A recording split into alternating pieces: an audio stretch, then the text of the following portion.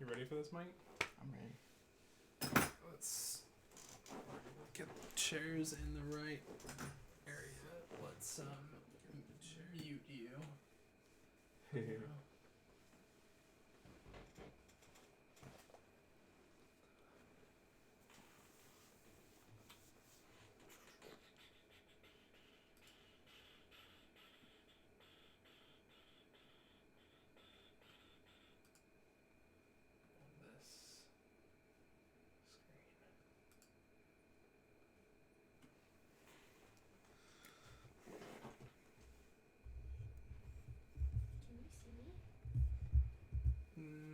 We can see your legs.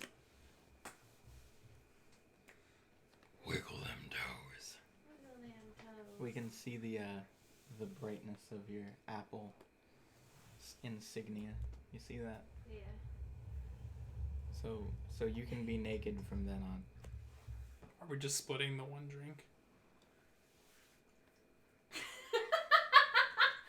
I won't actually get banned. Please don't.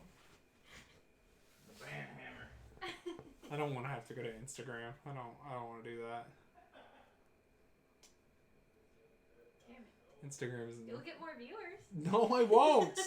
I won't get viewers if there's nothing to show. No, I mean this one episode you'll get more viewers. Nah, it's called Twitch ban. I don't want to be banned. Just,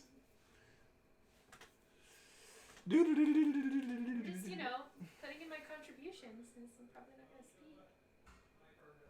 You're speaking right now. It's live. Oh.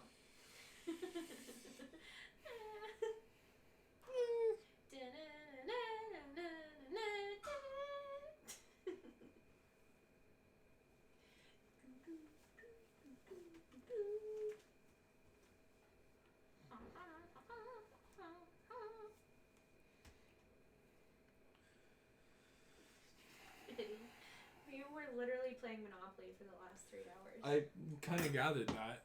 And no one won. We were still going when we left, and Biddy continued to play once we left.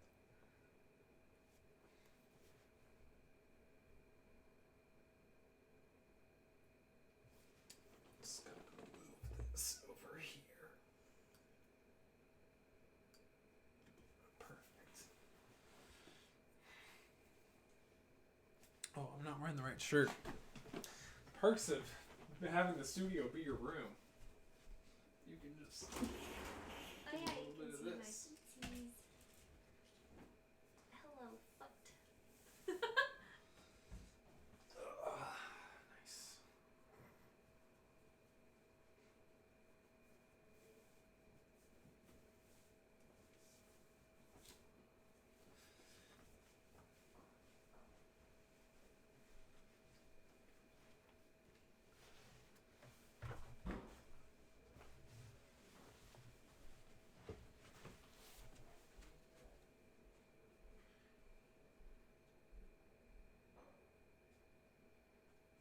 You gonna come in the room?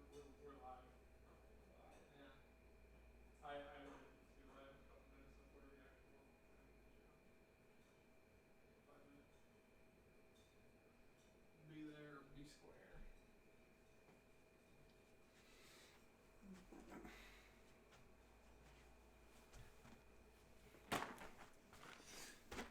Alright.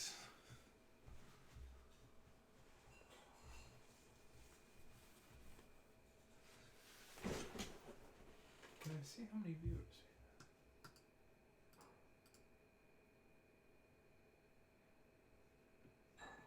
Offline. That's not true. I'm online.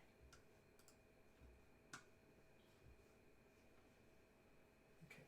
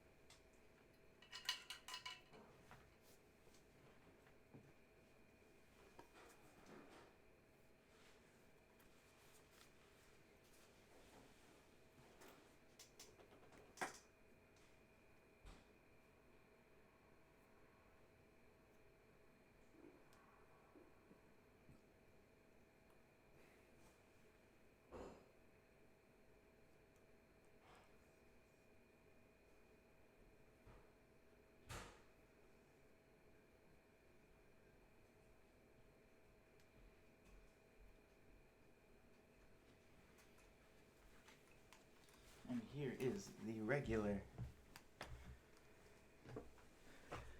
gin martini, how it's meant to be, stirred, not shaken, with the same amount of vermouth to gin ratio.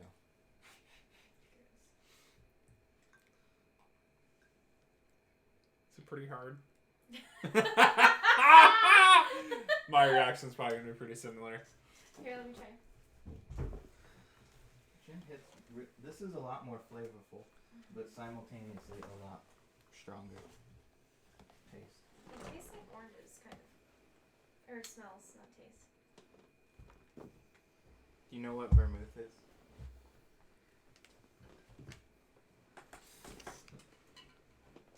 Okay. My any image enough? Yeah. Here, Duncan, right here. That's your center point. Okay. Yeah. Are you worried the government's spying on you? No. Not anymore. Because we're talking about the fictional government. Fictional government. Government. No, if you wanna use your video camera, you just. Oh, okay. That's handy.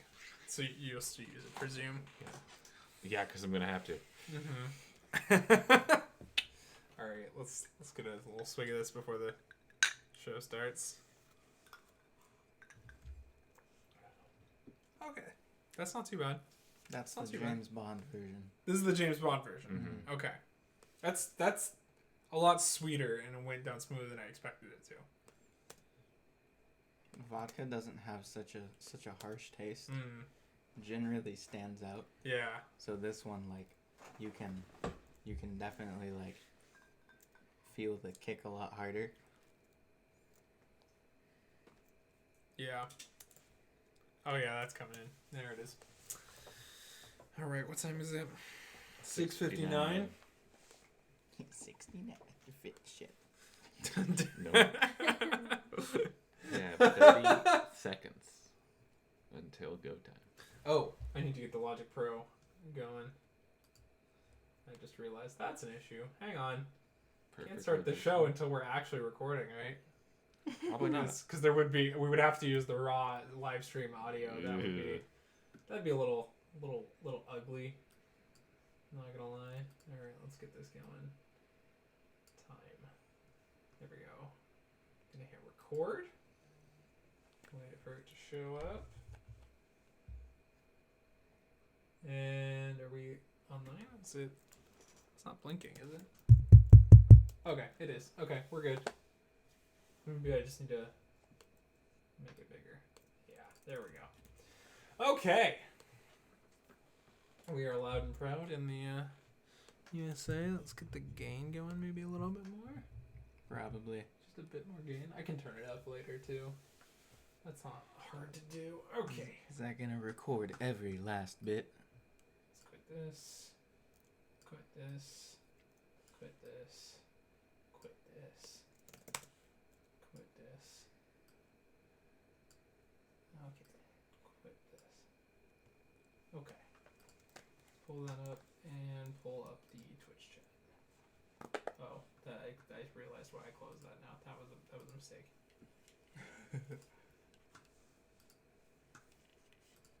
Channel.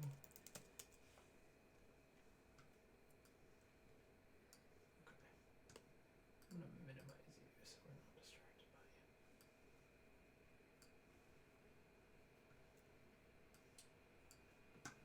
Oh boy. Fans going. Okay. I'm gonna leave you two responsible. If you see something on the chat, let me know. Since you have eyes on the screen. Okay. Well, it is 7:01. I don't know if we have any viewers or anything, but we're going to start the show because this is what we said we were going to do. So, welcome to Late Night in Quarantine. Late quarantine. Late Night in Quarantine. First of its kind. We're doing it is the Franchise Frenzy episode of the Daniel Craig James Bond. I wish I had a No Time to Die poster, but I don't. So maybe I'll green screen one back there for future reference. We're drinking martinis. It's a good time. Good people. It's fully produced by Lucas 2 Blue this time. It's not under Otter Media. So we can have alcohol on the show. Yeah. Mazel tov. So, should we talk about business first? What's going on? Housekeeping rules. Welcome to the new format. This is the current format and will be hopefully for the next few weeks, I would assume. And then we'll try and figure something out as time goes on. But this is late night. It's going to be on Twitch for now. And it should be fun. Should be interesting. Might be a little more exciting. Might be a little less exciting. Let's hope not. It'll be a good time. Kazia's in the back. She's doing homework. Hi. It'll be fun. Anywho. So, we're talking James Bond. James Bond. Corona time? No. Martini time. Yes. Thank you, Trevor, for commenting. Trevor of LCT fame is in the building, or in the chat. Can everyone give it an F in the chat for Trevor? The maybe the single viewer. I don't know.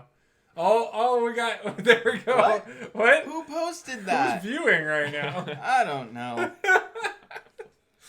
So, we're in my room. In East Campus this time, which is about 2 miles away from Main Campus, where the normal studio is. But Main Campus is shut down. Because right you now. divulged your location. Your enemies will know where you are, where you're broadcasting from. Yep, yeah, because clearly C is listening. He's listening to everything. It's okay, the FBI agent already knew. Yeah, he knows. He knows. He's a friend of mine. So, what do we want to start with? I haven't even checked over your notes. It's been a weird week, for sure. We could start with like where we're at as a society. Yeah. So, James Bond did not complete his mission. We are under serious turmoil in the country, in the world. Bioterrorism. Is it bioterrorism? I don't know. But things are fun. They're funky. Galaxy brain. Don't hit the mic. My apologies. Anywho. Is that on the right? Yeah, it's on the right one. Okay, it's on omnidirectional. Cool, Yeah, we're fine. We're chilling. Anywho, welcome to the James Bond Daniel Craig edition franchise frenzy. So over the last few weeks, we watched Casino Royale, Quantum of Solace, Skyfall, and Spectre in preparation for what we thought was going to be the release date of No Time to Die, the final Daniel Craig film. But it was rescheduled because of a pandemic. Yes, this is a thing.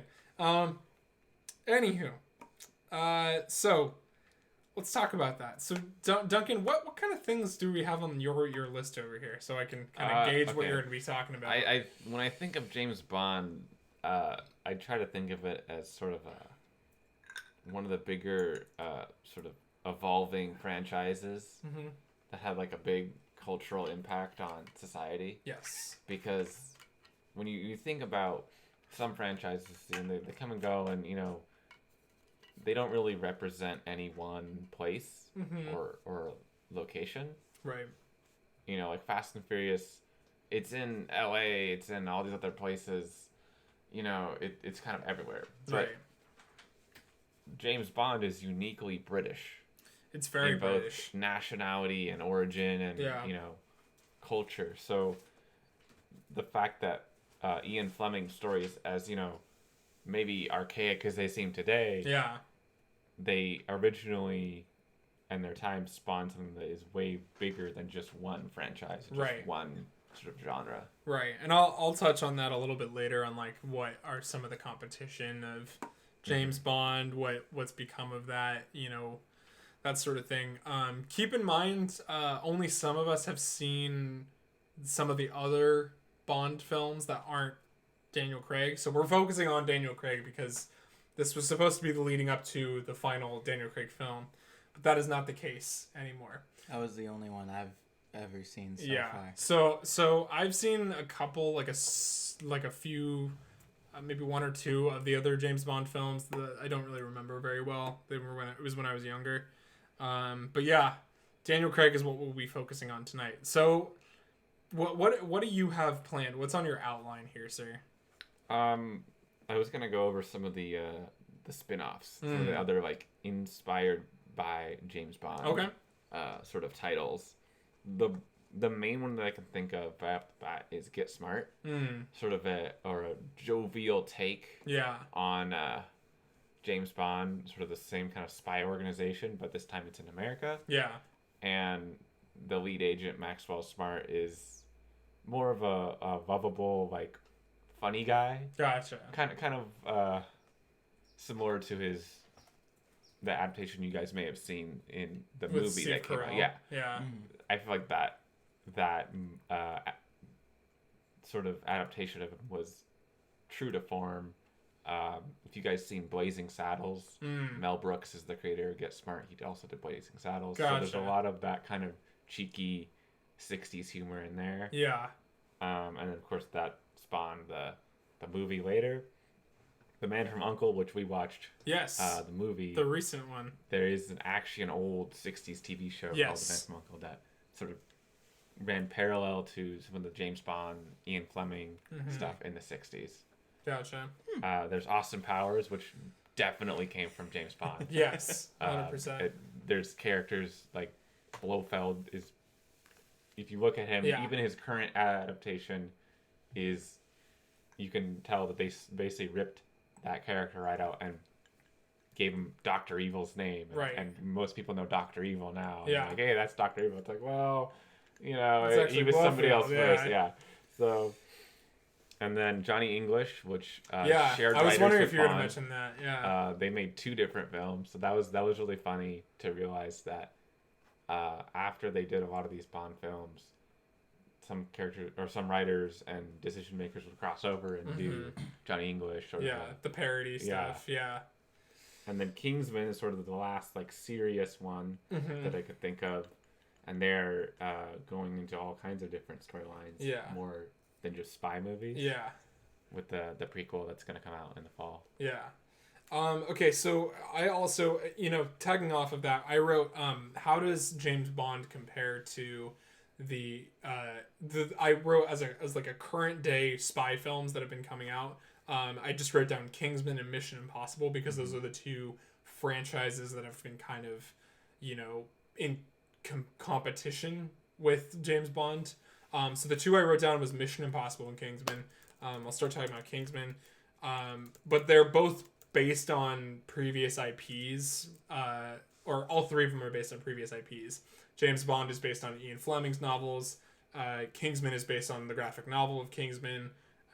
Mission Impossible is based on the original Mission Impossible with the Rat Pack back in the 60s, so also a little bit of a connection there. So Kingsman I wanted to write down is Kingsman. It has a more, it takes more to the formulaic look of Bond, crazy gadgets,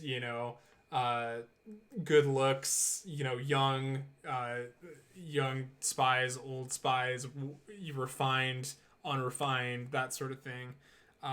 It's a little more charismatic, a little more comedic, with Taron Egerton and Colin Firth and Mark Strong being the lead characters, as well as Michael Caine. But yeah, it's a good time. They got them. It's more ridiculous. I wrote down. Their fights are more ridiculous. You got the awesome fight scene with Sofia Boutella in the first Kingsman, where she's no legs, but she has prosthetic knife legs, I guess you would call them. And it just incredible dance-like fighting. And the really obnoxious and ridiculous villains of Valentine and Poppy played by Julianne Moore in both films, but they're very ridiculous, like Bond villains. Yeah, it's kind of a cross between like, it's almost parody but not quite parody of Bond, because the villains are almost parodies, like Austin Power kind of parody. Yeah, Valentine is this like Mark Zuckerberg character that creates a SIM card that's free for the world, but actually will inhibit your violent tendencies or whatever. Yeah, he's looking to control the Yeah. population. Yeah, and wants to do a Noah's Ark essentially. Yeah. Whereas Poppy wants to pull a pandemic. Very topical. Very timely. Yeah, dang, they were thinking about this 3 years ago in 2017. Yeah. Yeah. So that's funny. But also one thing is Kingsman has uses a lot of pre-existing music. It does have its own soundtrack, but it uses tracks by Iggy Azalea. I can't remember the artist, but I Want My MTV, all that stuff. Just like very licensed music, whereas both Bond and Mission Impossible don't use any licensed music. They use music that was made specifically for their films. Now moving on to Mission Impossible. Mission Impossible, Ethan Hunt is basically the American James Bond. Yeah. And it's more of a serious, as Maxwell Smart would be a sort of a comedic version of Bond. Exactly. Ethan Hunt is serious, he works in more of like a military style organization, whereas Control was sort of like a secret, like separate from the government. Yeah. Hunt's organization is clearly closer to the government. Yes, the MIF and the MI6, they're interesting little connections. But there's tone shifts between 1, 2, and then 3 through 6 kind of follow the same tone. But that is more of an anthology, whereas Daniel Craig James Bond is kind of it's an overarching story, which I don't know about the other Bonds if they did that the same thing or if they just had reoccurring characters, but it was more of an anthology series or what. But the Daniel Craig series is definitely a 5-part. They had intention movie to make more movies after that. Also, Mission Impossible, despite it having pretty good soundtrack, the flaw with that is they kind of all fall under the main Mission Impossible track, the very famous one. And every one of the soundtracks are kind of mapped around that song. Not so much having, variation in different songs. I mean, James Bond has the James Bond song, but every song has its own kind of tone and feel to it, especially in the Daniel Craig series, with all the different composers. But Mission Impossible really deals with more full-blown terrorist bomb threats, war starting, that sort of thing.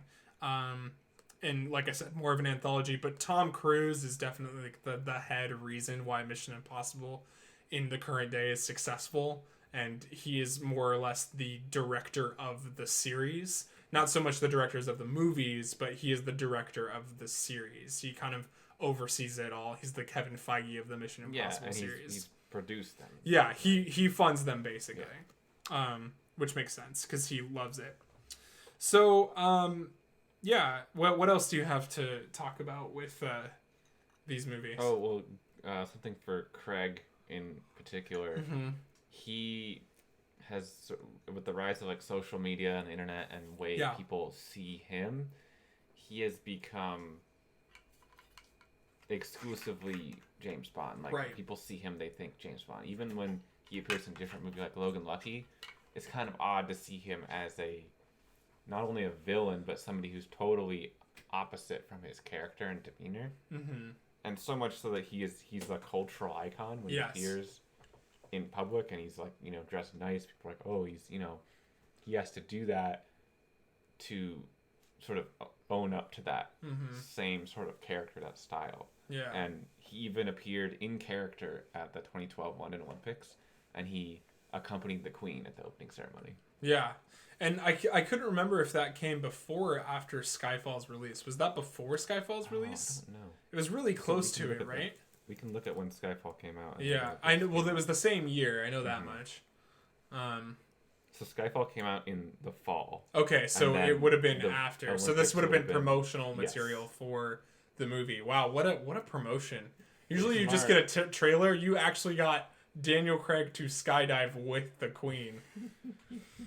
That's incredible. That is fantastic. Jared, what do you want to say about this series? On the same kind of note, like, do you think that that's kind of the reason why he did so well in Knives Out? I saw Knives Out before I saw James Bond, but it still kind of like when I saw James Bond, it still kind of gave me the same like vibe as like Mont Blanc or Blanc. Yeah. Mm-hmm. It was kind of very like he sticks to it very well. Yeah. And I feel like if I saw Logan Lucky, I think I got halfway through Logan Lucky and Logan Lucky is a big shockwave compared to your usual Daniel Craig role, because Blanc is kind of a close sort of substitute for Bond, where he's kind of out there. Yeah. He's he's unorthodox, but he's still, at least in the beginning of that movie, beginning of Knives Out, you think Blanc is a serious guy who's gonna play by the play his hand, and he really doesn't. He really goes off the script, and that part of it is rewarding. But he definitely is a pretty good stand-in for Bond. You think, looking at him like, okay, he's a serious guy. Bond's a serious guy. I can kind of see him in that movie, in that role. But yeah, Logan Lucky, that's completely out there. I was really surprised to see him go from Skyfall to that. It was just jarring. But yeah, both movies are really good. Yeah, so I think I wrote down my notes for Daniel Craig. So I did some research last night. I went into my favorite tool for the Franchise Frenzy is the IMDb trivia pages. So I went into the trivia pages for all 4 of the Bond movies and Daniel Craig's bio, and I found out some pretty interesting things, which you guys might find fascinating. So Daniel Craig, Bond's image is originally black suit, black tie, black hair. Yes. But Daniel Craig is the first Bond to go without the black suit and go with a gray suit, as well as not black hair. Yeah. So he changed the format of that, which is kind of interesting. He is the longest running Bond. You guys kind of knew that. He's been doing this for over 14 years, right? So 2006 was his first movie. And part of that is a function of how long movies take to make. Yeah. Other franchises and other movies, they may have made movies faster. Yeah. And other runs of it. Like early on, they were making a movie every year. Yeah, and Sean Connery has the longest run, right? I think he has like 7 movies. Yeah. Him and Dr. No from Russia. Roger Moore. Goldfinger, Thunderball, You Only Live Twice, Her Majesty's Secret Service. Well, actually, he had his first 5. Yeah. So You Only Live Twice was his last one. What was that span? Like how many And then he years came back for another one that wasn't with the main company. Right. He had 6 to start. 62 to 67. That was only 5 years. Which is kind of crazy, but it was a lot easier to produce a film because it was a smaller team, smaller amounts of people, easier to get it out. Now you have all this extra stuff, 15,000 employees making this like high VFX and everything. Yeah. And some of those scenes from the old ones don't really hold up. Yeah. One thing I wanted to add with like Logan Lucky and Knives Out, what you said is Daniel Craig's huge comedic range. But he doesn't really show that very much until Spectre, which we'll get to. And you wouldn't know that from your initial from couple movies. Bond, he is very serious. And how they wrote this series. So also I found out he was originally asked and he said no to the role of Bond because he thought that the Bond formula had been kind of played out. And it wasn't until he read the script that he accepted the role because the script was so different for Casino Royale was so different compared to the previous, Bond formula. It was darker, it was more chaotic, it was more based around realism, that sort of thing. He's the first Bond to win a BAFTA as Bond. So all the other Bonds, they may have been nominated or not, but they did not receive a BAFTA award for Bond. So he's the only Bond that has a BAFTA as James Bond, which is cool. For which one? It's the British Oscars. Okay. For which film? Casino. Okay. Yeah. He for the films he did avid research with the British Secret Service and as well as what was the other thing that he did research on? He did he read all of the Ian Fleming novels as well as British Secret Service. Wow. And he has a lot of commitment to his stunts, I found out. He has gone through injury and still gone through the production. So if you notice, like, his face has makeup on it, or it looks a little bit injured or something, some of those might actually be a little bit real, which is a little bit of an interesting kind of twist, because Tom Cruise is kind of known to be the stunts guy, but you know, Daniel Craig, he puts on a happy face and he goes for it. So I'm gonna take a little breather here. But yeah. The ice move. Did you get scared? Oh yeah, I heard that. I was wondering what that was. Did it melt? Is that what was happening? Gotcha. Because it was one piece. Mm-hmm. It was one on top of the other, just fairly slightly tipping. Yeah. Well. Physics. Quiet pause for a second, and then. Okay. So I'm just inputting in intervals for me to insert music later, because in the later broadcast there will be music included, because I plan to have music on this show. So, okay, so I want to talk about the movies. Do you have notes about just the general movies, and then I'm going to break down each movie? Okay, we can. So you're going to start with just kind of overarching themes. The Casino remake. No, overarching themes for the whole series. Whole thing. Then I'm going to get into the movies one at a time. Okay. So the stunts. So this was kind of an interesting. When we started watching Casino, my brain was still kind of thinking about Fast and the Furious, because we had just done the Fast and the Furious podcast, and I was thinking a lot about that. So those stunts feel very unrealistic, because they're just so ridiculous. In this series, I just like, you know, the punches they hit, you feel some of the hits in these movies, because they feel a lot more real. Some of the stuff they do is very practical in these films, like the building falling down in Venice. Some of it was VFX, some of it was an actual building falling down into the water. They actually dropped a large building into water for this film. The reasons why these films are so expensive is because they do a lot with the practical stuff. The other thing is they go to real locations. It's not like a Marvel movie where they sometimes will go to the real locations for a hot second and then they'll shoot the rest on a green screen. It's very, very heavy in those locations. So they use real sets. They use real things. They don't have to build a lot of sets for this stuff, which is really interesting. And I found that kind of interesting. These 4 movies in particular have been more focused on terrorism based on 9/11 and how it's affected European business and European government. And it even has some connections to American,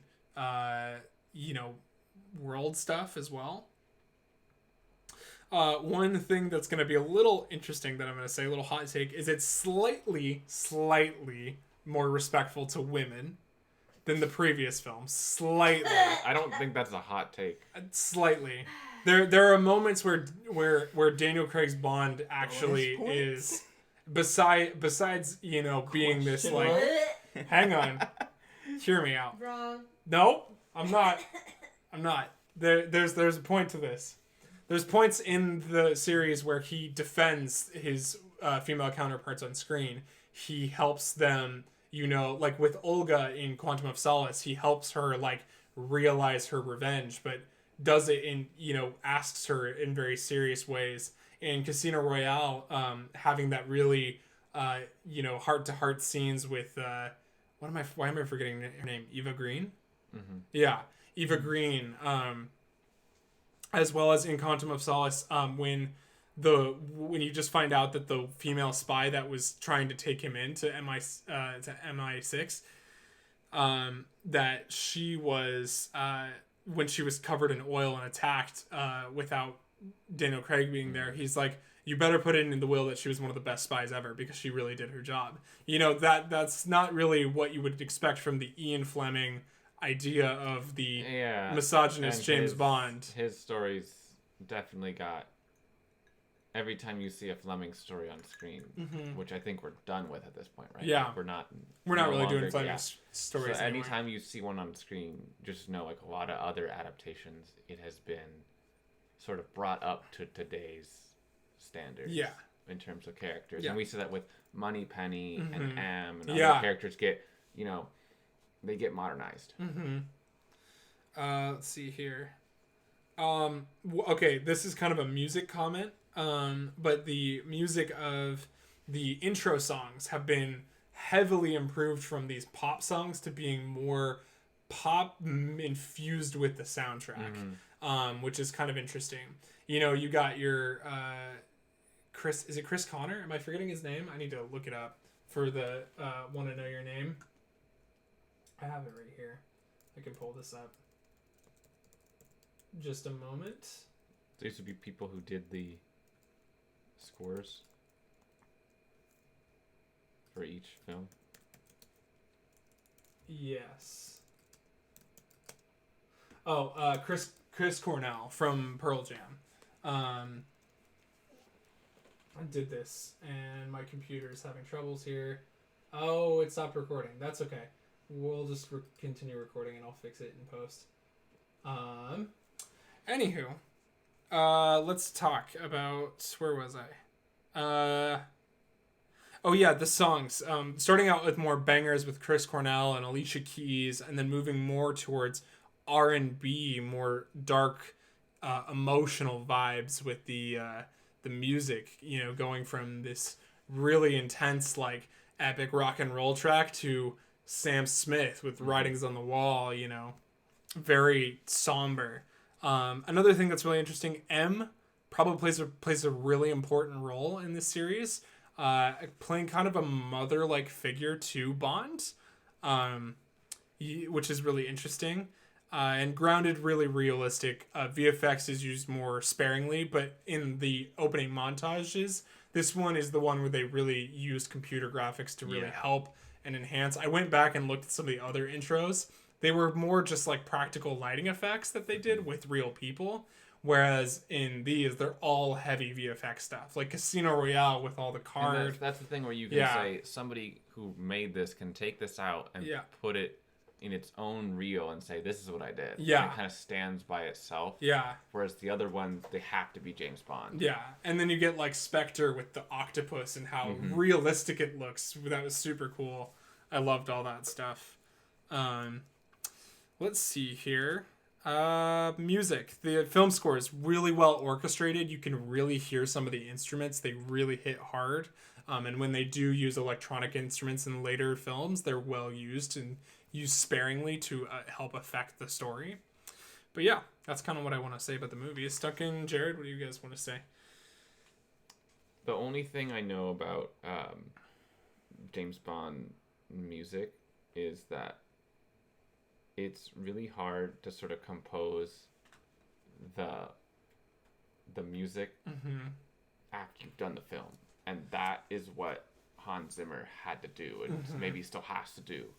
Yeah. Given the film being moved back to November, he has a little bit more time to sort of recontextualize what he was doing, because they had a composer, and they replaced the original composer with Hans Zimmer in like January, February, something like that. And the movie was going to come out, maybe it was like December, but there was like, the movie was slated to come out in like a couple months. And they're like, no, this isn't going to work. The amount of like, just like planning and work that has to go into that is pretty impressive, considering that you can shoot an entire movie and then say, okay, now we're going to figure out what we're going to enhance this footage with. Yeah. And they definitely have the right person for the job in Hans Zimmer, but I just want to sort of think like, if we've seen films like Baby Driver where the music was picked first, how that compares to this film where they kind of had to wrap around the footage with whatever they're going to bring in, like sort of how that plays out. And the fact that they have a lot of characters in this movie, so each character probably won't have their own sort of theme. It won't be like other franchises where we see music based on characters. It might be music more based on emotions and moods. So that part of it to me is really interesting, that they can change that late in the process and still have a competitive product. Yeah, that's fair.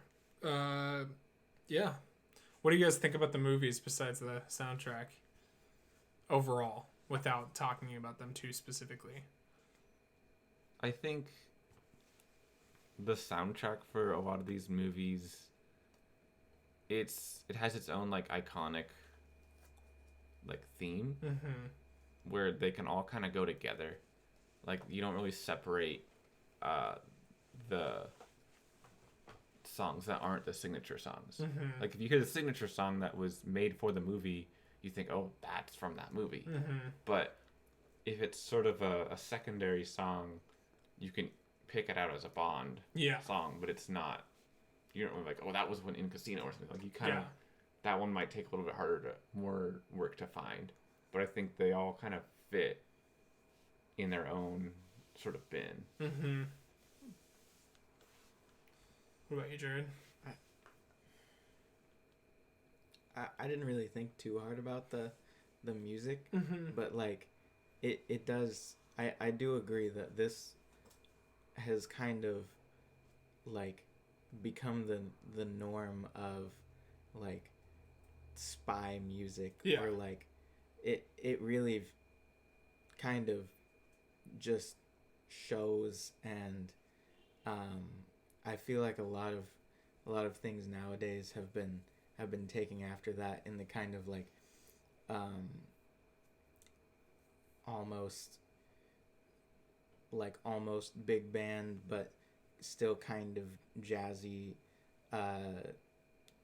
style of this whole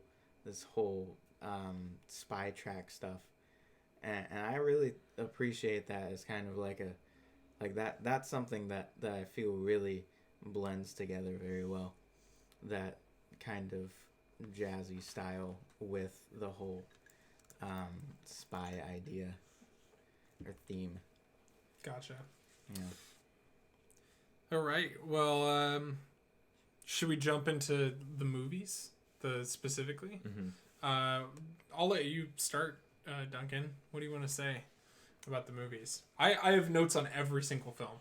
Really? Including the one that hasn't come out yet. I think that for me, the most exciting one to rewatch was Spectre. Really? Even though I don't think it's the best one. Yeah. By itself. I think Casino is the best one. But it's sort of just, I already have it. Like I've already appreciated it enough. Whereas some of the ones I may have only watched once might have been like Spectre. I'm pretty sure I only watched that one time, and it wasn't in a theater. So seeing it in more of a theater environment, I think, was a better rewatch for me. And just kind of the way that Bond, he's always sort of up against it, but this time he has specifically introducing Madeline Swan, who's going to be a big part of the next movie since they brought her back. Sort of Bond trying not to make the same mistake again in the original movie, where a lot of times that's kind of the trope of the Bond plot, where the Bond girl dies and he's like has to live with that guilt like over and over again. Well, this time they're going to throw you for a loop, and that's not how it's going to go. So I think that one was more fulfilling, but it also, maybe that had been because I only seen it once. Gotcha. I think the one I was most excited for, I was excited to watch all of them again because I wanted to see how they either appreciated or depreciated in value to me. I definitely think I was most excited for Casino, because Casino is just like my personal favorite, and that opening scene where it's like a very classic Bond shot, and then it goes to this really intense like bathroom scene, which is awesome. I think those scenes are really which I think is awesome, as well as they somehow managed to take a game of cards and make it, real high stakes with death involved. And interesting for people more than just people that are interested in the actual. So I found all that to be very interesting. It really helped to develop the character of Bond, and how he was kind of a young killing machine. He didn't really give a crap about who he was and wasn't killing. He was just being an assassin. And then as the movies progress, you see him kind of care more about, the people he's hunting. and there's relationships created with both the villains and allies alike that are exciting and enticing. I think that's really interesting. For Casino, I want to talk about, it was the first Bond to show a young agent Bond. All the other Bonds, he's already an established agent. This was like his first few missions. It gets really under M's skin, that sort of thing. Has kind of no remorse, just kind of goes for it because he doesn't know the repercussions. Shows his weakness with women and killing people. This was Mads Mikkelsen's big break. Like, no one knew who Mads Mikkelsen was until this movie, and then his role of Le Chiffre has literally crowned him as like one of the best actors in British and American television and film media for a while now. He's even been played primary roles in video games like Death Stranding now, and it's just fantastic actor. But also, I think it was the first like really, really dark and serious Bond. There was not a lot of humor, or the humor was like visual gags, not really, script gags. It was that sort of thing. And also, this was the first appearance of parkour in mainstream media. It really popularized the idea of parkour with the African Madagascar scene where they're jumping all around the construction site and going in through all the buildings and stuff like that, as well as the Madagascar embassy and stuff like that. Found that really fascinating. What do you guys think about Casino Royale? That was definitely my favorite too. Like it had its own. I felt like the whole theme and style of it like stood out really well, because like a lot of the other ones I do get like a little bit lost quite easily in the diplomacy struggles and all the things that I can't directly see, but that was very like visual. Like they're in a casino, like I know what he's doing, and I can the dialogue was very, very like simple. I could kind of figure out what was happening very easily, and like it was kind of just a good start. Like that as the first movie that I saw was a very good one to start off with. I really did like it. Just for that, yeah. What about you, Duncan? I think that the chase scene that you saw in Madagascar, that one is one of the more eye-popping action sequences of the movie, because the Act 3, like the climax of the movie, is the poker game and sort of the events that follow with him getting poisoned and wandering through the casino. That part of it it's intense, but it's it's like that part makes sense. The parkour part, that was totally new to most people at the time, and to us rewatching it now, we can kind of make that connection and plug that in and be like, oh, this is different than we would see in the movies at the time, and now it's kind of been standardized. Where, our action characters are capable of that kind of a chase. Sort of breaking rules, going on a different path, and skipping their steps to get up to whatever that top of the building is. Yeah. So, moving on to Quantum of Solace, I realized, dude, I didn't write down like a one sentence breakdown of each film. I feel like you don't have to. Casino Royale is James Bond with poker. It's pretty easy. With Bleeding Eye Man, Mads Mikkelsen, Bleeding Eye Man, Le Chiffre. Quantum of Solace is the beginning of the early strokes of bioterrorism. Yeah, pretty much. And, oh boy. Yeah. Which is kind of interesting. Skyfall was, I don't know, what would you call it? A dark past. Yeah, because but also heavily connected to British intelligence. Yeah.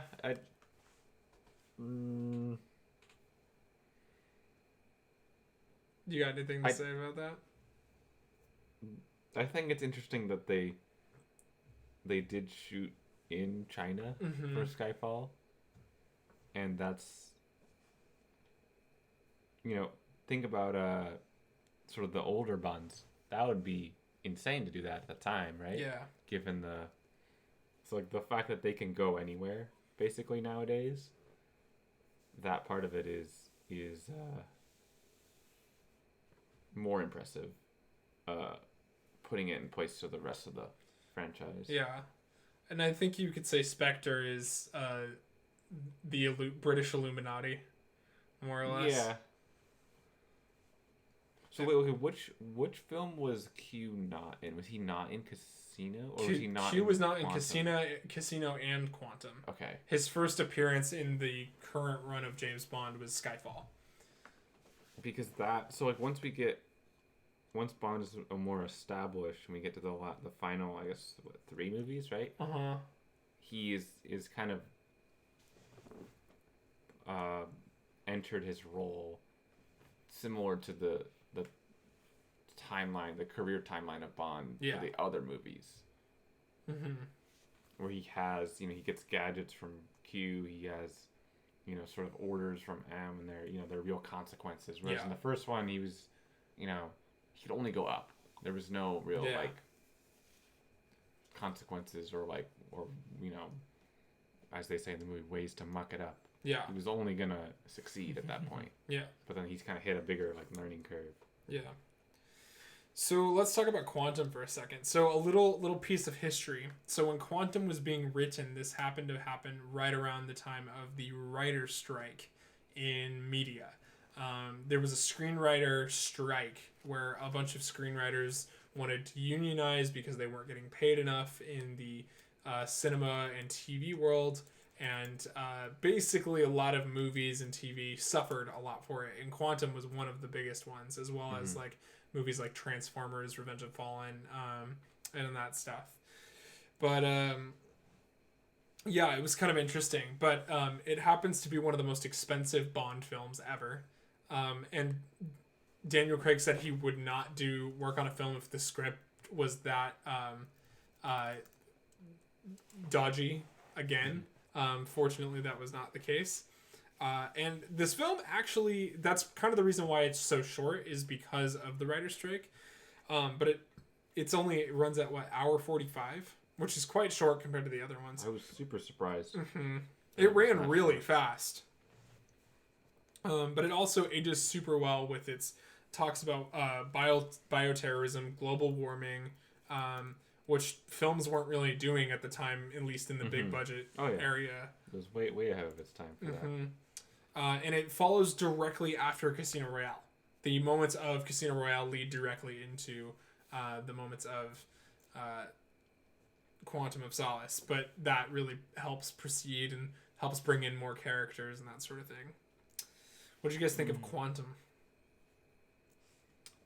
Quantum of Solace, I think it sometimes gets lost in sort of this in-between period. Yeah. Where he's not completely a veteran Bond. And Daniel Craig himself was not really a seasoned Bond actor at the point. Just because they made it so early in. Yeah. To the their run. They had a lot of the same sort of people, probably because of the writer's strike. Like, they had to keep that crew together. Yeah. I think. Okay, we'll say the one that I have the most, Quantum of Solace, I have the most sort of experience with through the video game. Actually, there's a video game for the Wii that was really, really good for a Wii game. I mean, so that one I like, especially because of the video game. Do you want to know a little fun fact about the video game? They didn't give much of Quantum to work with, so they made basically a Quantum Casino game because there wasn't a Casino Royale game at the time. So they made it with the body of Gears of War and Call of Duty as the gameplay aspects, which is kind of interesting. There's a little interesting video on that I watched recently. What did you think of Quantum? That was the second one, with Green and Mr. White and the crazy opera scene. Oh. Yeah. Yeah. That was the giant explosion at the end. That's pretty crazy with the super tan Olga. Some of the stunts that they did in that one. That had me throwing dying. people off of buildings. And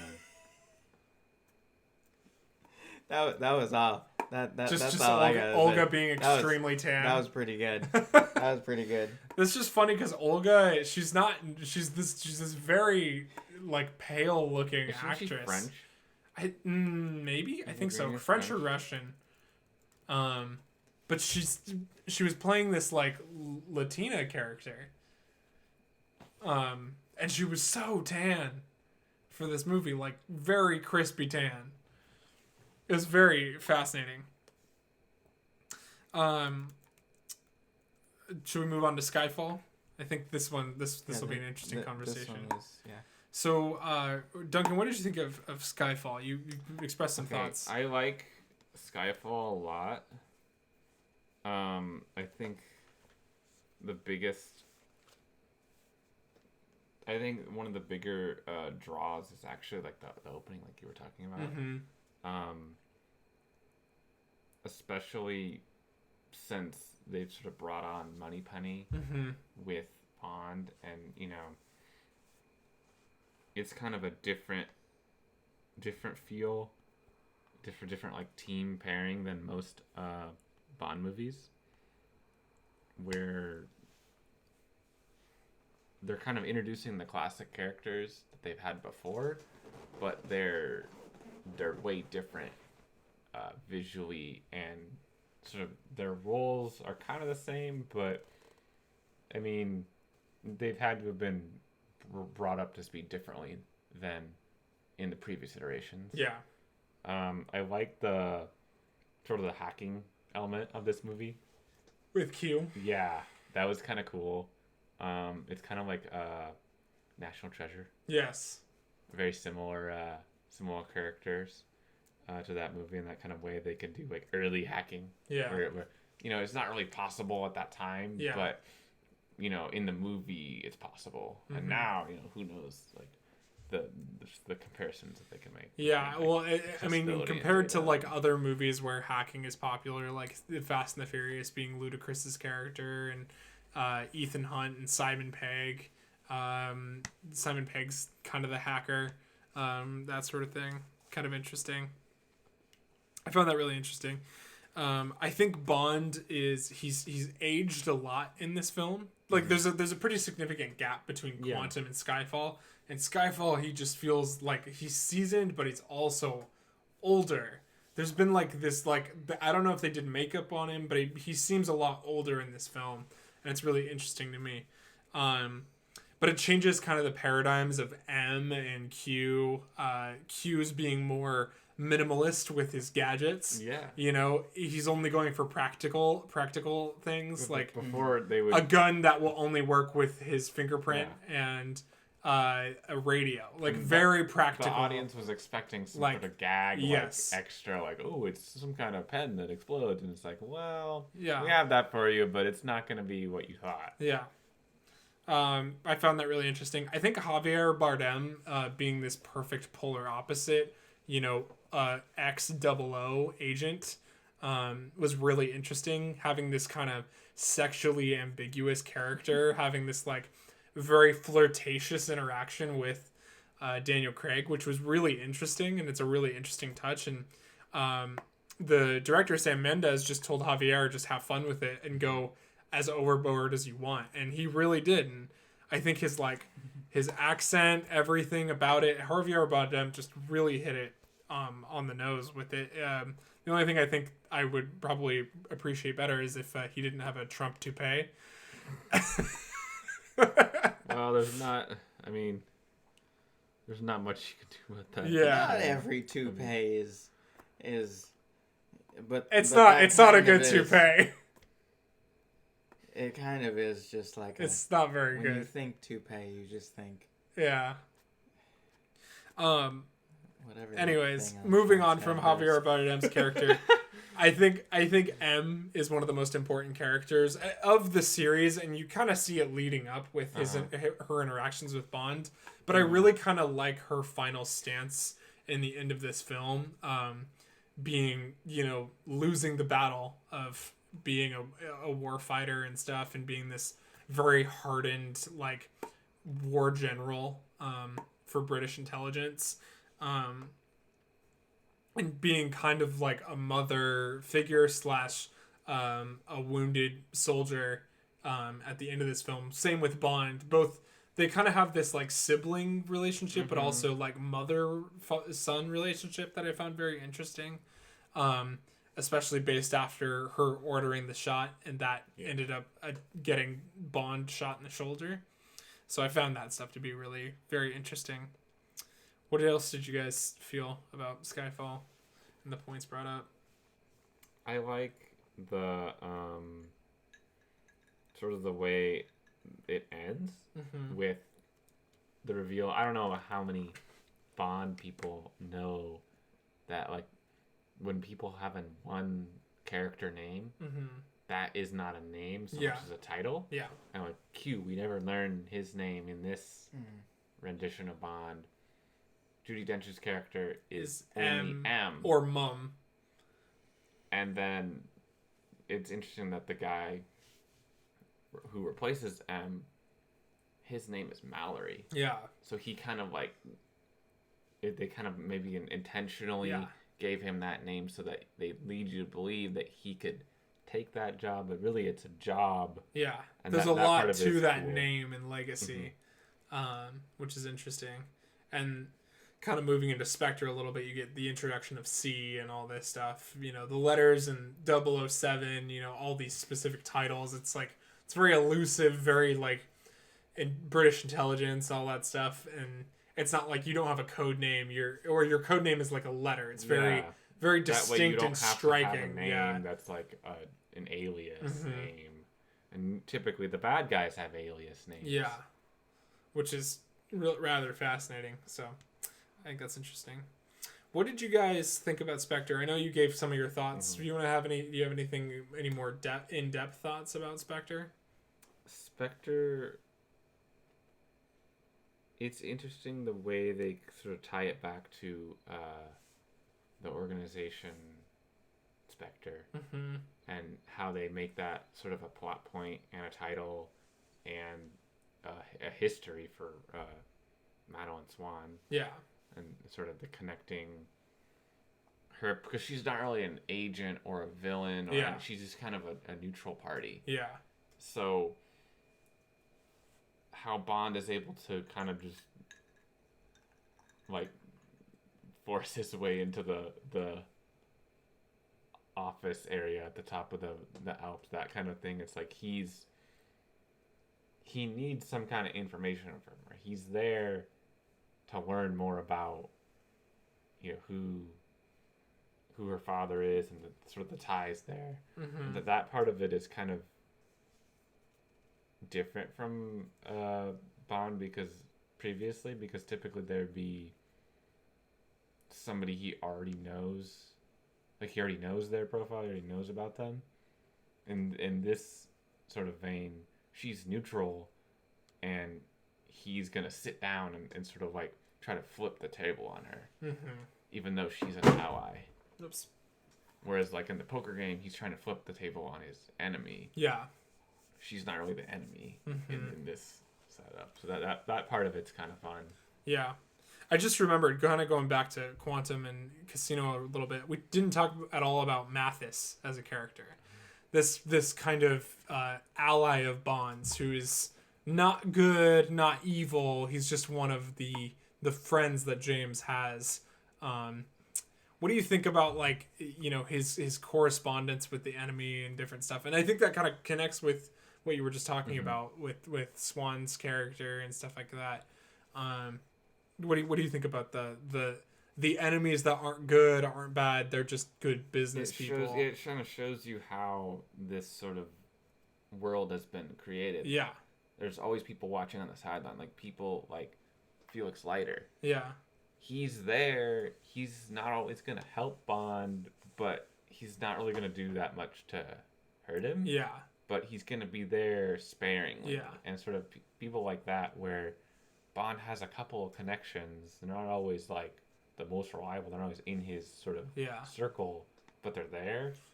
And that part of it adds to more of the gray area of sort of Bond being like, he's like the moral good, but he's also willing to kill to accomplish his mission. Whereas those other guys, they may do nothing in the time of need.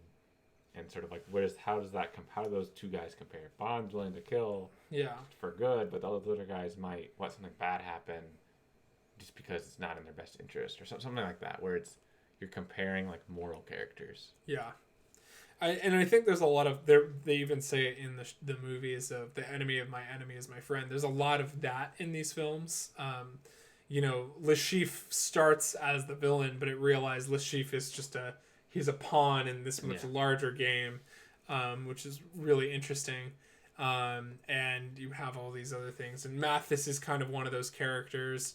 I think Jeffrey Wright's character in Casino and Quantum also working for the CIA, but also kind of working for, American terrorism and stuff like that. Kind of interesting. Spectre is weird for me. I have a few opinions about Spectre that are kind of like pretty polar. And that is, I think Spectre is very tonally different from the other three predecessors, in which that it's a little bit lighter, a little bit too light. James Bond is more quippy in this one, which is really weird because he didn't say a lot of those lines in the original movie. And if they were more flirtatious lines and jokes, not so much like quippy with like Q and quippy with M and quippy with Moneypenny. Yeah. He's really quippy in this one. It's really strange. He has a motivation outside impressing the girl. Yeah. As well as like that moment when he's sitting in the hotel room and he sees the rat scurry down and he's just like, because he's drunk, and you're like, what's up with Bond? Yeah. He's a little shaky. I think it kind of fits because it at least a little bit, because I think it shows that he's kind of lost like the what his kind of attachment. He's lost his edge too. That and like I think people in general just get a lot more like start to have fun with it when they start to lose all the what exactly do I have at stake in this. And since the original M was now gone, I think he kind of lost his like I'm just kind of doing this because I want to do it now. So you get kind of put in that mood of like, yeah, sure, let's just this is for me, so everything else in between is also for me. Yeah. So I think I appreciated that. Yeah. I could see it. I think it just bugs me because it doesn't match up right, and it's such a shift, and it like wasn't really prepped well. I think that's where I get a little lost. This is another direct sequel to Skyfall. The events of Skyfall really lead into this with, James Bond's apartment. He's just moved back in after him being clarified as dead. I also thought the Palpatine retcon was a little weird with Spectre. Like, Spectre was behind all of the events before this. Like, they didn't really talk about it too much, except for, like, with Mr. White, but you kind of assumed Mr. White was just working for Green, all of these different people. But Spectre is in this movie, it's like this huge Illuminati group and all that stuff. And it felt weird to me and a little bit jarring. Do you think that was kind of a cop-out? I wouldn't call it a cop-out too much. I think it really depends on how this next movie plays out. And I think it's gonna be okay because you have Christoph Waltz's character coming back as playing his same character. Mr. White, I really like Mr. White's transition in this film from like becoming the enemy, from the enemy to a kind of distant ally. Yeah, sort of information. Yeah. I also like Dave Bautista's like awesome henchman character. He is the epitome of the dark, brooding, no words henchman, you know? And it's very unexpected. Yeah, it's kind of a perfect role for a wrestler like him. Yeah. And the fight scene in that train, man, that's just pretty incredible. But yeah, also one weird thing is this is the first movie that opens up with a line of text that doesn't connect to the actual intro of the film. We definitely pointed that out. With the Day of the Dead, the Dia de los Muertos celebration scene, which is a top-notch scene, by the way. The intro... soundtrack, how it plays, everything leading up to it, the tone. I like how you're not 100% sure who's under the mask at first. Although you can and then he takes off the mask, and then you're like, oh, it's him. But you're like, is it a villain? Is it not? You're like, what is... Like, would Bond even wear that? And then you're like, oh, well, it's a fantastic scene. I think the best scene of the whole film is that scene. But yeah, I think it's really interesting. Any other thoughts on Spectre, not Quantum? I think Spectre it's kind of a curveball. Yeah. Like, and especially the fact that we had to wait so long to get it. Yeah. That part of it, like, well, up until now. Yeah. Like, the 5 years that we've waited since 2015,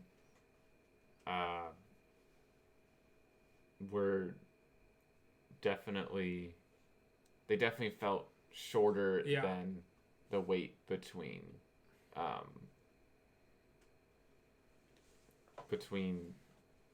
Spectre and Skyfall. Mm-hmm. I think that sort of time is they're basically congruent. Yeah. And the fact that there was so much marketing towards Skyfall, but then the Spectre one kind of felt like at the time it was like, oh, I don't know if I'll see that in the theater. It was like something that just kind of went under the table from the radar for me. I was like, I'll wait for it. But I thought rewatching it on the projector really brought it to life. Yeah. Especially that opening scene. I think also there was one other thing that I was going to say about Spectre that just crossed my mind, but now it's gone. Where was it? Come on. Come back to me. Oh, this is annoying. But I think Spectre was really interesting. It has some really interesting things. I think also... here was it. So Spectre came out after Kingsman. And Kingsman the first Kingsman was kind of a response to the dark James Bond and how it was a little bit polarizing for people.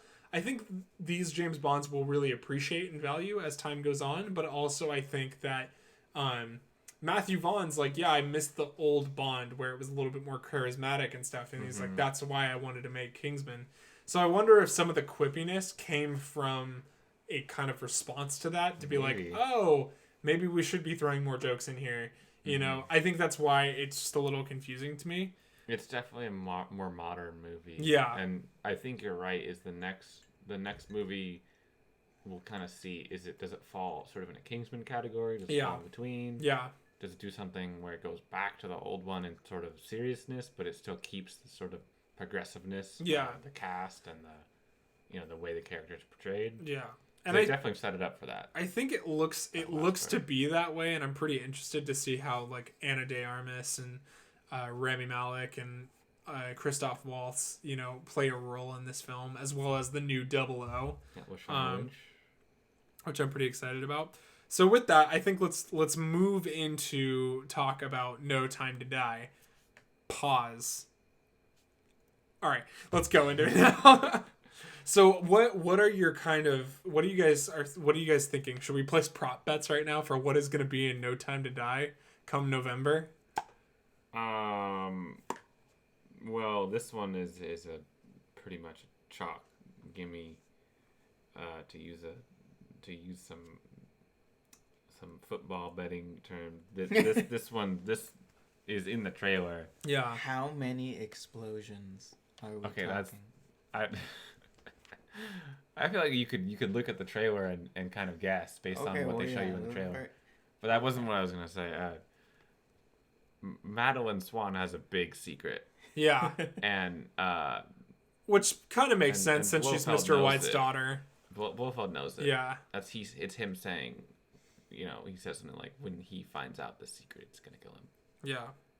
He's like, everybody has secrets, we just haven't gotten to yours yet. Yeah, and Bond figures that out too when he's in the car with her. Yeah. Which means that they haven't, like, whatever time jump happened, they weren't together for the whole time jump. Yeah. Like, they split off at some point, even though at the end of the previous movie we thought that they sort of lived together. Yeah. That wasn't. We're seeing sort of the surrounding parts of the time jump. Yeah. And we don't really know what happened to her in between that time. We kind of know that Bond sort of went off the map, sort of retired essentially. Yeah. The new 007 sort of replaces him, but then he's brought back into the fold. And then Leiter, of course, is going to play a big role too in sort of, he's Bond's only like ally. Yeah.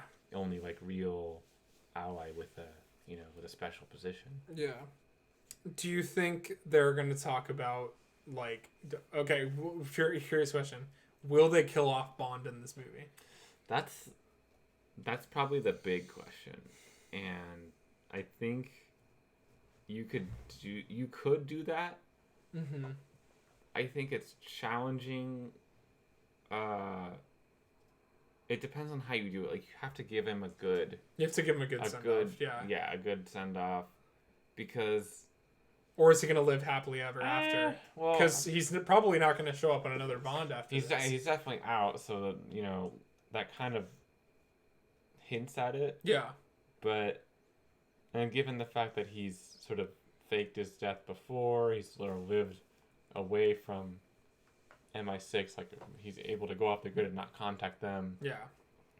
We usually believe that he could somehow get away, but maybe the public would think he died, or former MI6 agent. Like, they do some kind of headline thing, like kind of like Batman. Yeah. In the Christian Bale Batman, where he gets away, he survives, but the world thinks that he died. Yeah. Maybe something like that. I don't know. But it's difficult to say without sort of because they brought back Swan for a reason, like that. Her thing is a major plot point. What Rami Malek means when he says your skills die with your body, but mine survive. Like, what does that mean? Yeah. What are his skills? We don't even know who he is really. So that part of it, those two characters are the most important. Swan and whatever Malik's character's name is. So what do you guys think about the outside external factors that have plagued this movie? Things like basically controversy with Daniel Craig saying, I'm done with Bond, directors changing, composers changing, a literal pandemic moving it many months forward in the future. The 25th Bond movie, like, there's a lot running on this film. Definitely. And it has a pretty interesting reputation. Could that ruin the film? Could that help the film? Do you think the controversy is good controversy versus something more toxic like Star Wars, or what could it be? What are your guys' feelings on all this stuff? They did most of the promotional material already. I don't think it's gonna be James Bond, but I feel like some movie in the future is gonna use this coronavirus like plot to their advantage. They're gonna get meta with it. I don't think it's gonna be James Bond though, but I think because it's a little late in production for that, but somebody's got to do it. Yeah, I think they're going to. I think it's going to be a funny movie, like a Seth Rogen. Yeah. Or like a James Franco. Something where that's something they would do. Along the lines. But they make movies that take place in this world. Whereas James Bond could be, a place that's similar to our reality, but it could have been, sort of like a fictionalized thing where they don't really have our specific history. Yeah.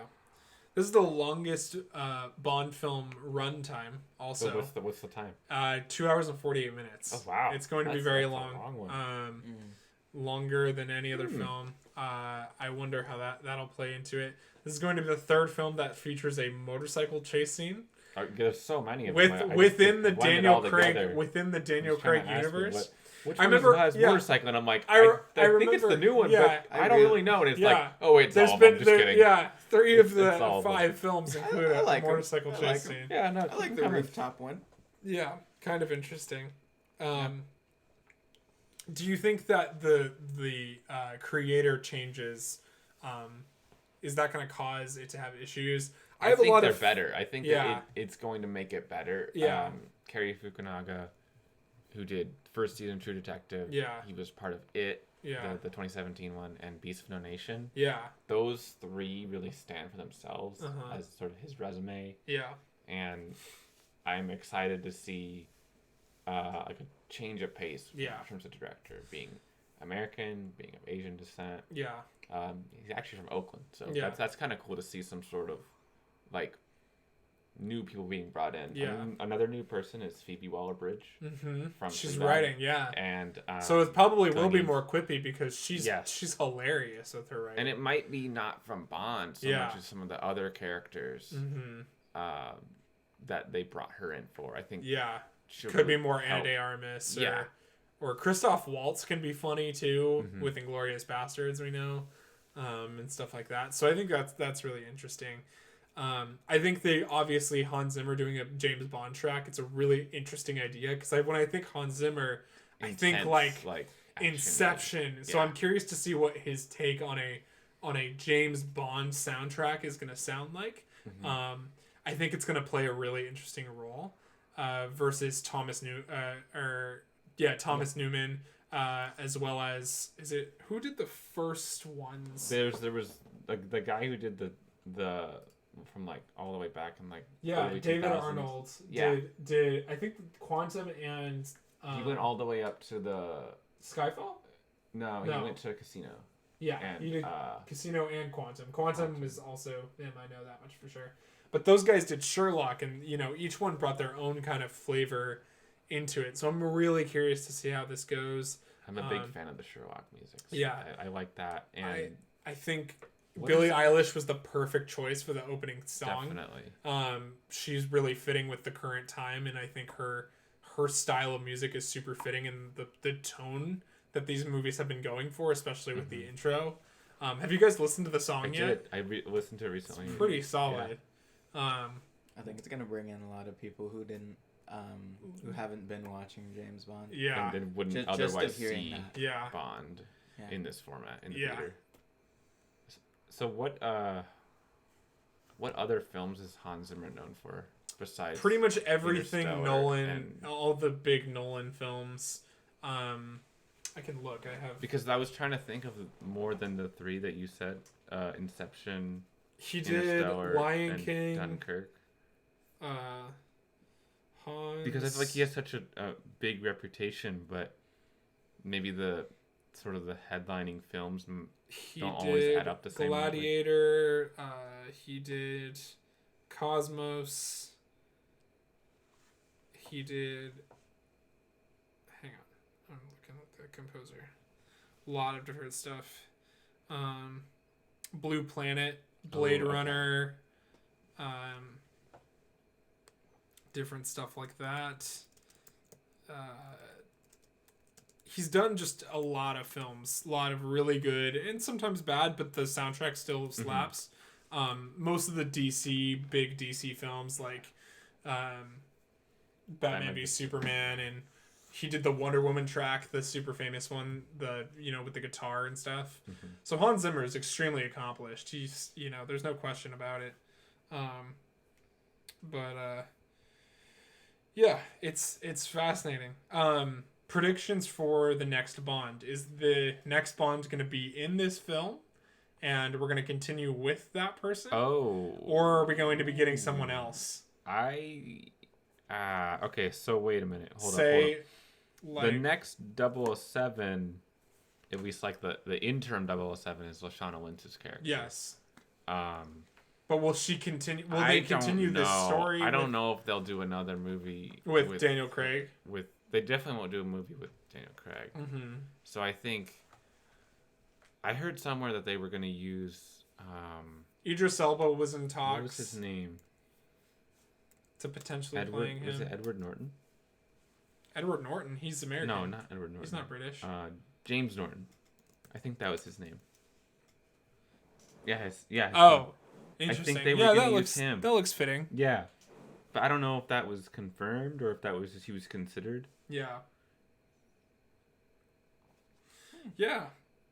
That's pretty interesting. So we'll probably see that in early 2020. The early 2020s, like probably 2023 or 2024, because they'll have to probably get a new team of people, new writers. They'll probably take they'll probably take something that hasn't been focused on with Ian Fleming's writings. They could bring one of those out for sure. Maybe they'll focus more on bioterrorism as their theme. Who knows? You know, they have a lot to consider. Yeah, given today's because kind of the terrorist idea is kind of done. And plus, you can't really get people to do that. Like Rami Malek, he's specifically not playing a Middle Eastern terrorist. Yeah. He's playing someone who is... Or it could be something more Homelandish with, like, you know, shootings and stuff, more small-scale terrorism. You know, I think that could be an interesting talking point because we haven't really discussed that too much in cinematic media. We've only seen it in documentary and they could take some of the Black Mirror people. Yeah. If they do that thing and make it sort of like a British thing, they could take some of the Black Mirror people. Because Black Mirror has to be ending soon, right? Yeah. Like, we've done so much of it already. Yeah. They could take sort of Brooker's people and sort of mesh that with Bond. Yeah. And do like a very modern Bond with one of the things that you said. I think that would work in a couple years. Who do you guys want to play the next Bond? I want it to be Idris Elba. You want it to be Idris Elba? What about you? I think I know. You think I know people? I don't know. Think of someone British. British? Yeah. Has to be British. That's like the main rule. Or because I got some input. It could be somebody from the UK. It's pretty much British. Is she British? Give me Benedict Cumberbatch. Yo, that would be crazy if it was Benedict Cumberbatch. Problem is Benedict Cumberbatch is already too many famous characters. Yeah. You can't do Benedict Cumberbatch. I don't want to see. He's already Khan, Sherlock, and Doctor Strange. I don't want to see Edgelord Khan come back on screen. I'm good. He'd be the villain. He'd be a great Bond villain. Yeah. I see that. Yeah, who should play a Bond villain? Who's that? I like Cumberbatch as a Bond villain. That or maybe like Tom Hardy. Oh yeah, because Tom Hardy's never gonna play Bond, but if he plays, he could play a Bond villain. Now, I think that Rami Malek is actually playing a weird version of Dr. No. Interesting. Because of the way he's acting. Just the way he is. Like the masks, the weird sort of mysteriousness. They're intentionally thinking, oh, he's this other guy with the mask. Right. And he has the face and the weird thing. It's because of the way he is, yeah. He's just going to be... by the way he is. He's just going to be a Dr. No. Yeah. Kind of an offshoot. He may not even use that name, but I think that we're going to realize who he is. Yeah. Within like halfway in the movie, and we're like, oh, we got fooled. Yeah. I think, who would I pick for... Idris Elba is a great choice. I think if I could fan cast Bond, I think that's pretty much the general consensus. And, Black Bond would be dope. And Idris Elba's not really super tied to any one big franchise at the moment, so I think that would be interesting. As for villains, who do I think would make a good villain right now? I need to look and check my sources. Let's see here. Who is in my favorites? I have favorite people now. You have a call? I haven't seen Twitch chat in 3 years. Go to Safari. If you can do that. Nope. Okay. Nope. No comments. We have 5 viewers though. Pretty good. Let's see here. 3 of them. Ooh. How is that possible? Ooh. You know who could play an interesting Bond villain? The Rock. No. Adam Driver. Ignore Kylo Ren. I think he could make. Oh my god. Not That's so weird. He said Adam Driver before you said Adam Driver. No, but think about it. Oh my god. He would make a fantastic He's done with everything he's been doing. Yeah. He's not attached to any projects right now. I love it, yeah. Yeah, he'd make a great Bond villain. Give us an American villain. It'd be great. It'd be really interesting. We need those. Yeah. We need those around. Well, I think that's about it. Did you want to say any last remarks, Jared, about the For the whole thing? Yeah. Okay. What'd you think about the James Bond martini? It's delicious. Okay. I'm not a huge fan of mixed drinks, but I enjoyed that one. Oh yeah. Okay. So one thing that Here it is, is very strange about James Bond's shaken not stirred is that if you shake your drink like a martini, that's not supposed to be poured in like a highball glass. Yeah. It's just supposed to be in a little martini glass where everything's kind of there's no ice, it's not on the rocks. Yeah. It's just its thing. Put a little garnish on it and it covers most of the drink. It's very small and hits hard. The shaking it is gonna make the drink like very frothy, and it's gonna I heard the term like bruise all the ingredients. Yeah. And it's gonna make the ice melt a lot quicker while you're shaking it. So what he's doing is like kind of watering down the drink. Uh-huh. So and I got I was like doing a little bit of research. Yeah, because you couldn't find like an exact recipe, could you? Well, no, he totally says it. Yeah. He says it. It's it was a dry. It was a quote. A dry martini in a deep champagne goblet. 3 measures of Gordon's, 1 of vodka, half a measure of Quina Lillet. Shake it very well until it's ice cold. Then add a thin slice of lemon peel. Interesting. And that I should have told you I had that lemons. That was the one. Oh, you did? Yeah. Oh no. I missed that somehow. I put in some lime. Perfect. Because I didn't think you had any. I have lemons. I should have told you that. That's my fault. It he says that in Casino Royale when he's getting the bartender. He's like, come over here for a second, and he says his extremely long order, and everybody around the table is like, oh yeah, I'll have what he's having. Yeah, me too. Yeah. That sounds pretty good. Yeah. And then you did a good job. It's a pretty good drink. But it was the YouTube channel today I found out that has a nice little in-depth breakdown of it. Go if you want to make your own Bond martini. Mm-hmm. But they said that the reason that such a high class man such as James Bond is gonna do something like that is to kind of feign strong alcoholism. Act like he's more tough than he really is. Yeah. So he can withstand, like he can drink the whole time he's there, but or not really give him but he's not getting drunk. Yeah. Or give him immunity, some kind basically. Yeah. Like kind of go undercover drunk. Yeah. So it kind he of... can drink on the job, but it's not going to kill him. It kind of fits into character, to be perfectly honest. That's fascinating. When you're pouring, I poured the whole thing in there, whatever. But when they do it in the actual bar, they're going to strain it, fill it up to the top, and that's it. Yeah. There's going to be some left over. Yeah. Not like, probably was like half water if the dude's telling him to like shake it until it's ice cold. Yeah. And that's really interesting.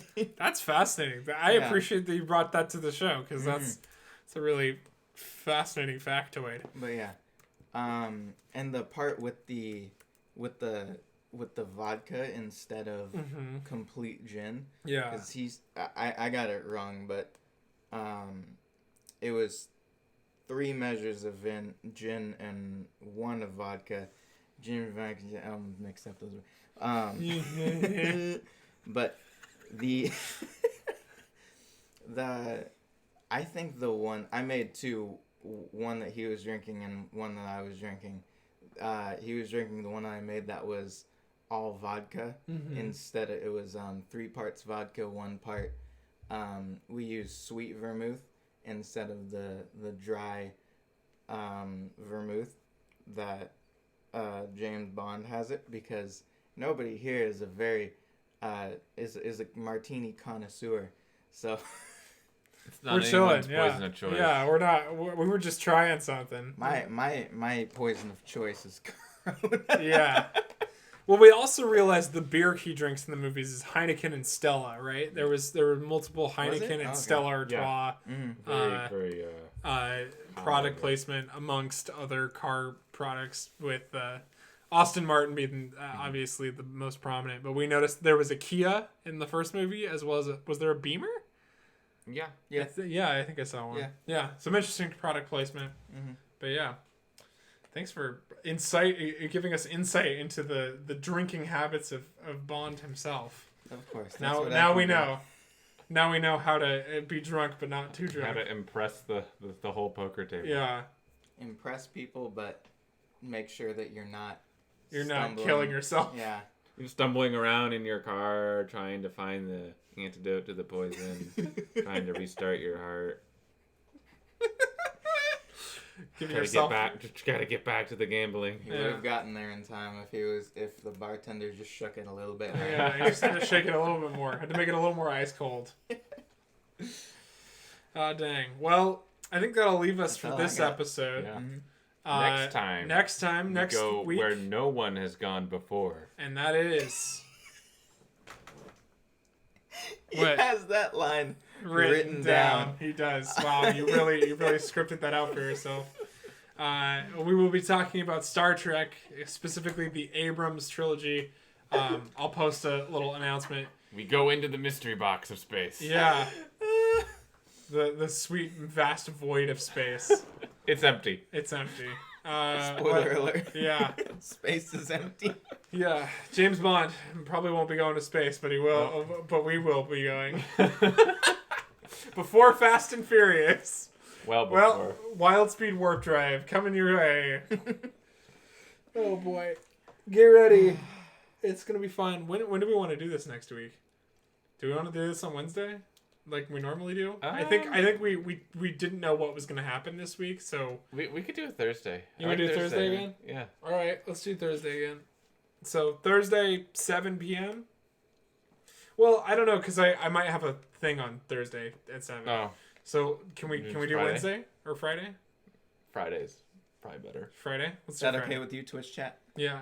We're gonna. We'll do Friday. Friday 7 p.m. Give us a whole week to prep. To delve into. Oh, you're prepping. I'm gonna be playing Animal Crossing. Yeah, we'll be playing Animal Crossing and he's gonna be saying that he's gonna be prepping, but he's gonna be playing. I'm gonna be playing Animal Crossing. Yeah. Also, join us on the Twitch. Join us here tomorrow on at 11 a.m. ish. Something. Not gonna hold us pretty hard to that, but we'll get up when we want to get up. Who wants another martini? Or we're gonna play Animal Crossing. It's gonna be great. We're gonna social distance by coming together in a virtual world.